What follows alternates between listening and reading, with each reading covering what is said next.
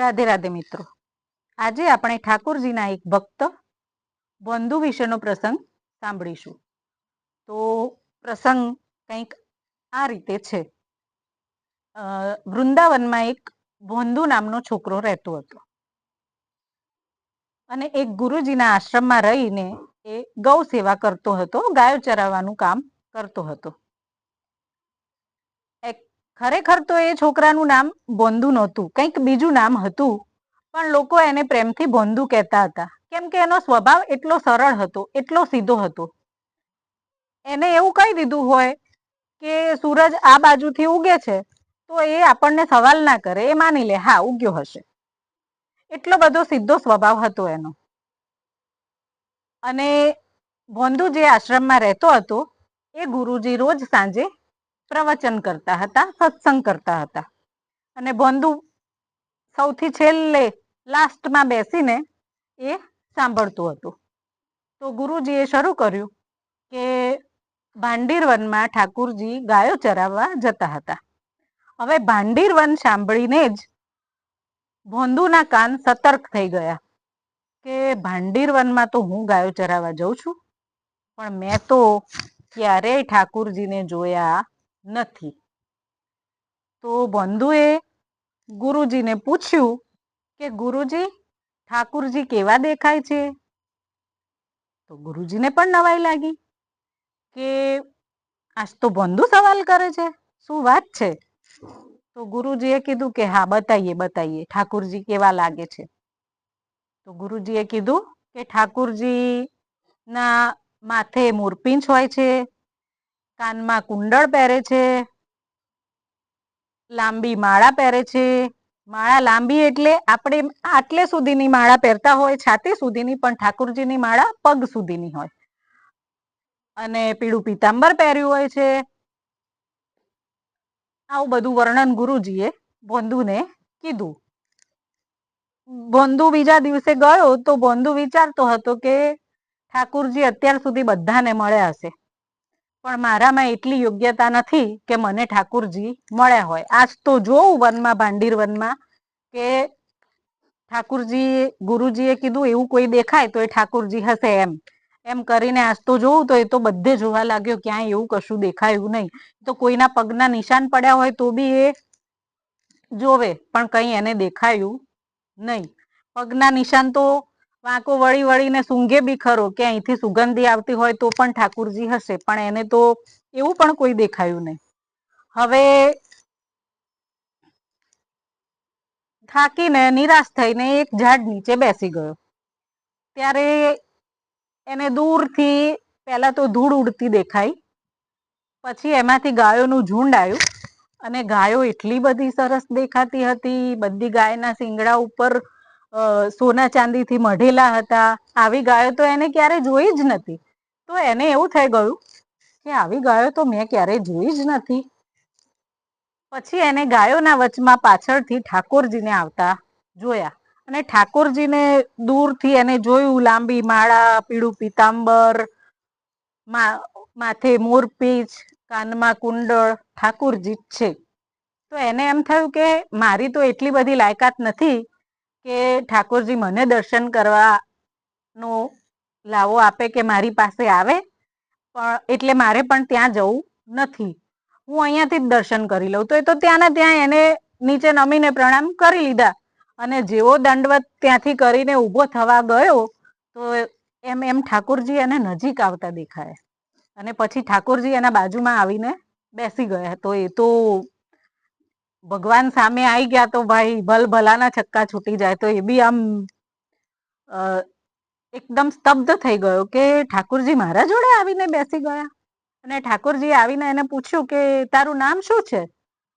તો એને કીધું, થોડી વાર તો વિચાર કરવા લાગ્યો, ભૂલી ગયો મારું નામ શું છે, મેં એનું નામ ભૂલી ગયો. પછી એને કીધું કે મારું નામ તો હું ભૂલી ગયો, પણ બધા મને પ્રેમથી બોંધુ કહે છે. તો ઠાકોરજી તો આમ તાળી દઈને હસતા હસતા બોલવા લાગ્યા, અચ્છા તારું નામ બોંધુ છે એમ. ઠાકોરજી ખુશ થઈ ગયા. તો બોંધુએ પૂછ્યું, તમને ગમ્યું? તો બોલે હા. ઠાકોરજીએ કીધું હા, બહુ સરસ નામ છે, મને બહુ ગમ્યું. તો બોંધુએ પૂછ્યું, તમે કોણ છો? ઠાકોરજીએ કીધું તું મને નથી ઓળખતો? તો બંધુએ કીધું હું ઓળખતો તો નથી, પણ મારા ગુરુજીએ વર્ણન કર્યું તું એ પરથી તો તમે નંદનંદન તો નથી ને? ઠાકોરજીએ કીધું હા, હું નંદનંદન જ છું, યશોદાનો લાલો છું. તો પછી બંધુએ કીધું હા, ગુરુજીએ તમારું વર્ણન કર્યું તું એવા જ તમે લાગો છો. પછી ઠાકોરજીએ કીધું ચલ બધી વાતો મૂક એક બાજુ, અને શું લાવ્યો છે જમવા? મને આપ, મને બહુ ભૂખ લાગી છે, લાય કંઈક ખવડે. તો બંધુએ રોટલી કાઢી, રોટલીના જોડે ગોળ લઈને આવ્યો હતો, થોડું મરચું લઈને આવ્યો હતો. તો 2 રોટલી અને ગોળ ને મરચું એવું લઈને આવ્યો તો એને એકલા પૂરતું તો એટલું જ જોઈતું હોય એ પ્રમાણે લઈને આવ્યો હતો. તો ઠાકોરજીએ કીધું લાય મને આપ, તો એને એક રોટલી ઠાકોરજીને આપીને એક રોટલી એના જોડે રાખી કે મને બી ખાવું તો પડશે ને, મને બી ભૂખ તો લાગી છે. આ તો બંધુ હતો, એને તો એવું હતું નહીં કે ઠાકોરજી હોય એટલે બધું આપી જ દેવાનું. એટલે એને તો એક રોટલી આપીને બીજી એના જોડે રાખી. ઠાકોરજી તો ફટાફટ ખાવા લાગી ગયા, ચપ ચપ કરીને ખાઈ ગયા રોટલી ગોળ. અને બંધુ તો જોઈ રહ્યો ઠાકોરજીને. હવે ઠાકોરજીની રોટલી પતી ગઈ. ઠાકોરજીએ કીધું બંધુ તો ભૂલી ગયો ખાવાનું, રોટલી હાથમાં છે ને. એ તો ઠાકોરજીને જોઈ રહ્યો હતો. તો ઠાકોરજીએ કીધું લાય, હજી મને વધુ ભૂખ લાગી છે, લાય બીજી રોટલી આપ. તો બંધુએ કીધું ના, આ તો મારી છે, મને ભૂખ લાગી છે, મારે ખાવાનું છે, મને ભૂખ લાગી છે. તો ઠાકોરજીએ કીધું અચ્છા ઠીક છે, ચાલ આમાંથી અડધી અડધી કરી દઈએ. તો એ જે એક રોટલી હતી એમાંથી બી અડધી અડધી કરીને ખાધી. પછી ઠાકોરજીએ કીધું ચાલ હવે હું જઉં, હવે તું બી જા, કાલે આ ટાઈમે આવજે અને કાલે વધારે ખાવાનું લઈને આવજે, ભૂખ વધારે લાગે છે તો થોડું વધારે ખાવાનું લઈને આવજે. એમ કરી અને ઠાકોરજી ગયા, બંધુ આશ્રમમાં ગયો અને પાછો સાંજે સત્સંગ સાંભળવા બેસી ગયો. બંધુ તો રડે જાય છે ચોધાર આંસુએ, ગુરુજીનો સત્સંગ ચાલુ છે. બંધુના મનમાં તો એવું જ હતું કે એવું જ ચાલી રહ્યું છે કે ગુરુજીના લીધે જ મને ઠાકોરજી મળ્યા, મારી તો કોઈ લાયકાત છે નહીં, એવું જ વિચારે જતો હતો. હવે બીજા દિવસે સવારે બંધુ રસોઈ ઘરમાંથી ઘણો બધો સામાન લેવા લાગ્યો જોડે ખાવા માટે.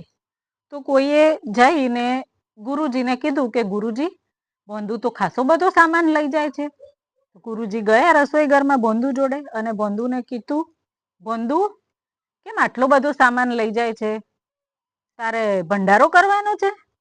તો બંધુએ કીધું ના ગુરુજી, ભંડારો તો નથી કરવાનો, પણ પેલા નંદ નંદન આવે છે ને તો એમને ખાવા વધારે જોઈએ છે. તો ગુરુજીએ કીધું શું કીધું? બંધુ કે નંદ નંદન આવે છે ને તો એમને વધારે ભૂખ લાગે છે, તો એમને ખાવા વધારે જોઈએ છે, ને પછી મારે બી થોડું ખાવા જોઈશે ને. તો ગુરુજીને નવાઈ લાગી ગઈ, નંદ નંદન.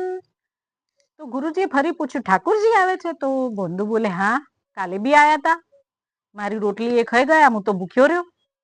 હવે આજે તો વધારે લઈ જાઉં, આજે બી આવવાના છે.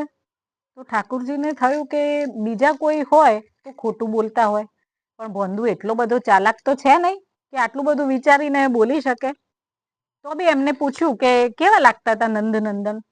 તો બંધુએ કીધું માથે મોરપીંછ હતું, કાનમાં કુંડળ હતું, લાંબી માળા હતી, પીળી પીતાંબરી પહેરી હતી.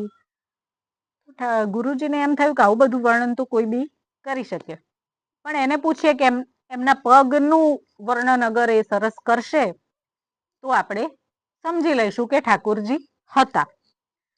તો ગુરુજીએ પૂછ્યું કે એમના પગ કેવા હતા, ચરણ ચિહ્ન કેવા હતા? તો બંધુએ કીધું એમના જે ચરણ હતા એ કમળ જેવા હતા, કમળની પાંખડી જેવા એમના નખ હતા પગના. એમના પગ કમળ જેવા હતા. એ ચાલે તો ક્યાંક શંખનું નિશાન પડતું હતું, ક્યાંક ચક્રનું નિશાન પડતું હતું, ક્યાંક પદ્મનું નિશાન પડતું હતું. તો ગુરુજી સમજી ગયા કે બંધુને ઠાકોરજી મળ્યા છે. તો ગુરુજીએ કીધું ઠાકોરજી તારા મિત્ર બની ગયા છે? તો બંધુએ કીધું હા,